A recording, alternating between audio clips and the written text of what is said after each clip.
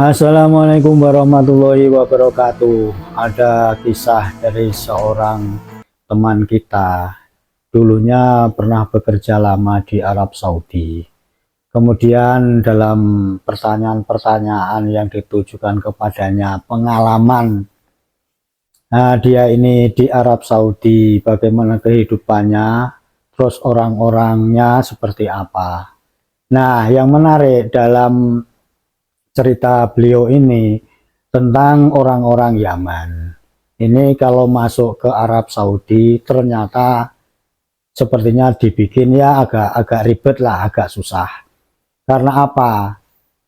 Beda sekali dengan orang-orang yang masuk ke wilayah Arab Saudi yang bukan orang Yaman. Biasanya kalau masuk ke loket pemeriksaan imigrasi, ini gampang-gampang saja, yang penting sudah lengkap sesuai, langsung masuk, kemudian diizinkan untuk memasuki negara Arab Saudi. Tetapi kalau orang Yaman, ini walaupun bersebelahan dengan Arab Saudi, ini kalau masuk ke sana ternyata dipersulit. Omong-omong, karena orang Yaman ini ternyata di sana itu ceritanya ini orangnya ribet, sulit, dan susah diatur, kurang lebih seperti itu. Kalau kita gandengkan dengan ada yang di negara kita yang sekarang ini banyak imigran, turunan imigran maksudnya, ini kan dari negeri Yaman. Ini sepertinya juga sekarang ini lagi ramai dengan polemik nasab. Karena dari imigran-imigran inilah banyak mengaku mereka ini sebagai zuriyahnya Nabi. Dan dengan menganggap dirinya zuriyah Nabi, ini kita ini banyak tertipu, banyak diplekoto. Bahkan banyak muhibin yang kemudian memuja-muja dirinya dan meyakini kalau imigran Yaman di negara kita ini sebagai orang yang mulia dan takut kalau melawan perintahnya. Konon karena menganggap imigran Yaman ini sebagai zuriyahnya Nabi. Wah, bisa kualat, bisa masuk neraka, dan bisa murtad, kurang lebih seperti ini. Cerita dari saudara kita yang bekerja di Arab Saudi ini menceritakan bagaimana orang-orang Yaman di sana, ya mungkin karena setipe dengan yang ada di negara kita ini, orangnya ini rewel, susah diatur, mau menang sendiri, dan seterusnya. Dan rupanya di Arab Saudi, kalau orang-orang Yaman masuk ke sana ini sama petugas imigrasi sedikit dipersulit. Omong-omong, kenapa mereka ini dipersulit? Yaitu tadi, karena orangnya nggak tahu aturan, mau menang sendiri, dan seterusnya yang konotasinya ini rewel. Untuk itu mari kita lihat videonya. Asli Cilacap. Oh, asli Cilacap. Punya istri orang Tegal. Orang Tegal.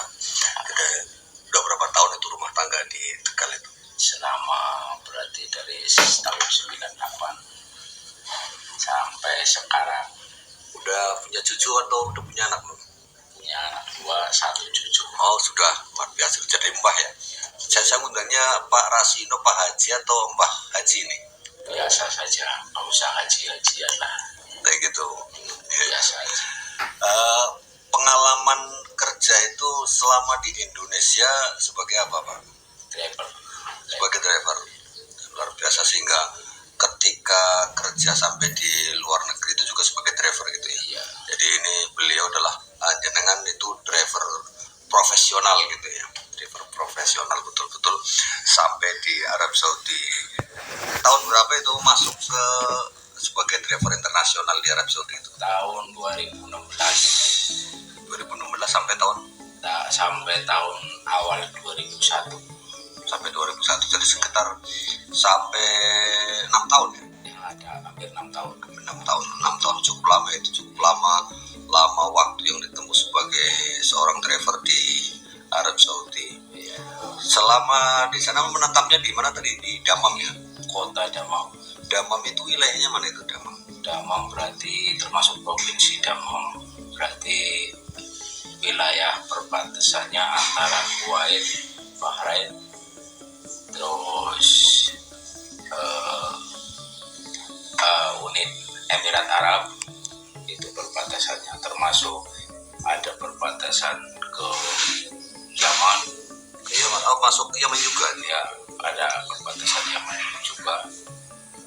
Terus Suriah juga. Kalau di Suriah itu termasuk dekatnya daerah Kamis Musaid, Najran, terus ke ini apa namanya daerah Ufuk juga, itu dekat unit Emirat Arab. Kalau dari Damam ke kota Mekah kira-kira berapa kilometer itu, Bro? Perkiraan sekitar 1.300-an, 1.400 kilo. Ditempuh dalam masa berapa jam itu kalau dari Damam? Kalau perjalanan di sana itu sekitar berarti antara semalam lah, paling semalam sampai. Soalnya di situ kan jalan bebas hambatan, cuman paling ada kamera. Sekitar 12 jam berarti ya? Ya 12 jam lebih kadang. 12 jam. Ya hitungan 15 jam lah pokoknya kalau sama berarti. Kalau dari Damam ke Yaman sih berapa kilometer? Kalau dari Yaman, kalau dari daerah Damam ke Yaman itu ya cukup lumayan jauh, cuman kan saya kadang kan di perbatasan di daerah Najran itu, daerah Najran ya sekitar hampir 1.000 kilo lah itu ke daerah Najran. Nah itu yang kalau saya di daerah Najran, terus dari daerah Kamis Musaid itu kebanyakan bawahnya orang Yaman di situ.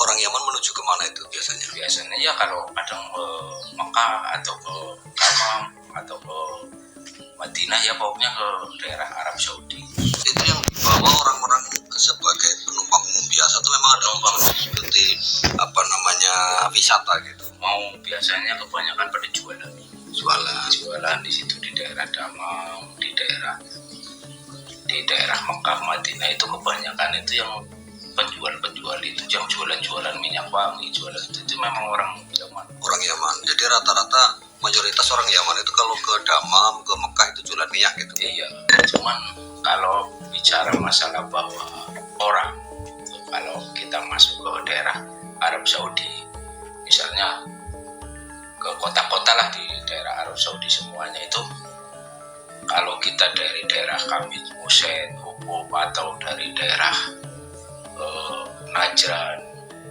Jizan, itu kebanyakan itu kalau bawa orang-orang dari India, orang-orang dari unit Emirat Arab, itu nggak terlalu ini banyak pertanyaan. Cuma kalau misalnya kalau orang daerah Yaman itu pasti di Tabtis itu tempat perbatasan lah, perbatasan provinsi, kadang-kadang perbatasan kota itu polisi itu pasti nanya setiap warga negara yang masuk atau berarti warga negara asing gitu ya? Iya, itu langsung minta manapis atau surat jalan, ya kan itu tanyanya langsung via Yaman ini. Jadi ada Yaman khusus orang Yaman itu. Iya, jadi semacam sweeping gitu ya? Iya, kalau kadang-kadang muskilah Yaman ini, akatir muskilah. Nah, kalau saya tanya kan, bagaimana orang Yaman kok pakai masalah? Wah, banyak masalah itu kalau cara Indonesianya itu banyak masalah orang Yaman sehingga dicurigai gitu ya. Iya, seringnya kayak dicurigai orang Yaman. Berarti ketika masuk Damam itu maksudnya berarti kan negara Uni Emirat Arab ya? Bukan. Arab Saudi. Provinsinya Damam. Berarti warga Yaman setiap kali masuk ke Arab Saudi itu selalu dicurigai. Iya.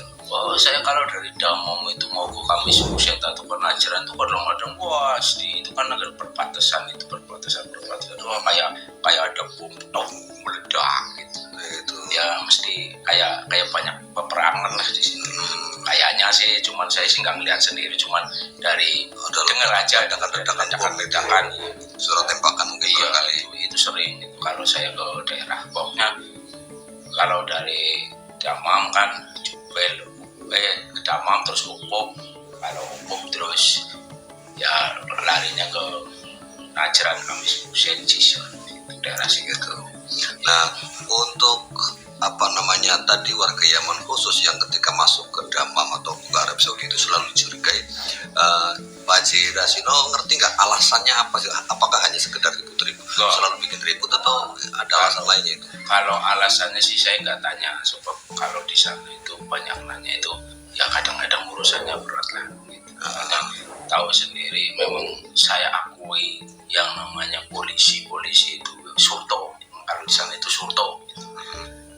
Surto di sana itu tak akui, memang jujur, hebat-hebat, dan tidak mau banyak pertanyaan gitu, maksudnya ke yang bukan bermasalah gitu, itu nggak mau banyak tele-tele lah. Paling kalau misalnya kalau pertanyaan-tanyanya sama penumpangnya yang orang Yaman. Kalau memang penumpang itu kalau yang dari India, dari unit Emirat Arab, misalnya ada yang dari Qatar, itu tidak pernah ada masalah. Nggak pernah ditanya, cuman ya paling ditanya paspor. Ketika kemudian Pak polisi Arab Saudi itu menemukan ada orang Yaman, terus apa tindakan mereka itu? Ya nanya-nanya secara detail gitu. Oh, lakukan pemeriksaan ya, itu dari visa, paspor, lebih lama dari yang lain. Ya, sampai tujuannya mau kemana, ya kan, dari mana, tujuan mau kemana, mau apa gitu.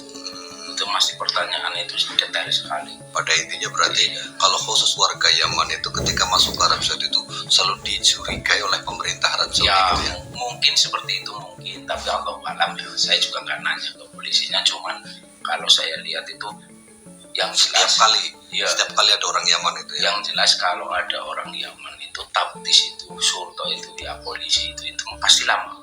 Pertanyaannya itu banyak, kadang-kadang terus dibawa ke kantornya, nggak tahu di pertanyaan apa, tapi terus balik lagi. Ya, tapi itu jadi lebih lama dari yang lain. Iya, lebih lama. Jadi hanya menunggu jadi lebih lama. Ya, kalau orang-orang yang bukan dari Arab, yang bukan Arab Saudi, terutama yang bukan dari Yaman, itu paling lihat kalau nggak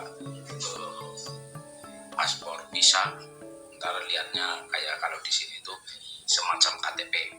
Udah kelihatan selesai itu ya. Udah selesai. Tapi kalau orang Yaman pertanyaannya banyak sekali gitu ya. Berarti antisipasi keamanan barangkali itu ya. Memang terkenal di situ rewel-rewel. Orang Yaman itu berarti terkenal rewel. Terkenal itu kalau orang jual itu orang rewel-rewel, orang teroris ya. Nggak tahu kalau masalah teroris, cuman kadang-kadang orangnya rewel-rewel kalau menurut saya. Ya. Nah, terus Pak Haji sendiri memandang kenapa sampai orang Yaman itu seperti itu, sekarang terjadi polemik nasab di Indonesia yang berasal dari Yaman itu sendiri, gimana itu pandangannya setelah mengalami seperti itu? Memang udah terkenal sih ya di daerah Arab itu, memang Yaman itu istilahnya yaitu rewel-rewel itu, mungkin di sini itu yang dari keturunan Yaman itu juga termasuk seperti itu, mungkin memang sudah dari sononya itu kayak karakternya rewel-rewel itu ya. Karakternya itu rewel-rewel memang. So istilahnya memang kalau di daerah sana Arab Saudi makanya, tapi cuman kalau di daerah sana itu mungkin mereka juga kepengen menguasai, mungkin cuman nggak bisa daerah sana itu menguasai Arab Saudi ya. Seperti juga dulu sejarah mencatat Raja Abraha gitu ya. Ya mungkin seperti menguasai Mekah tapi nggak bisa juga ya. Mungkin seperti itu mungkin karena memang sudah dari sononya itu, memang kalau kata orang di sana itu seperti itu. Yaman itu memang rewel, susah dibilangin orangnya itu kayak gitu. Orang-orang sana itu bilangnya seperti itu.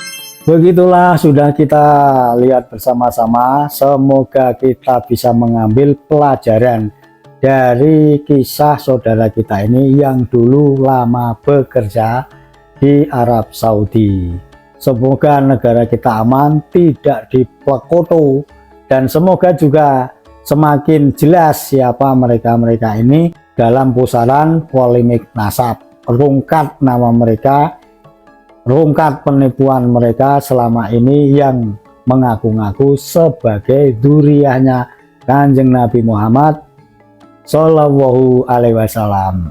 Assalamualaikum warahmatullahi wabarakatuh.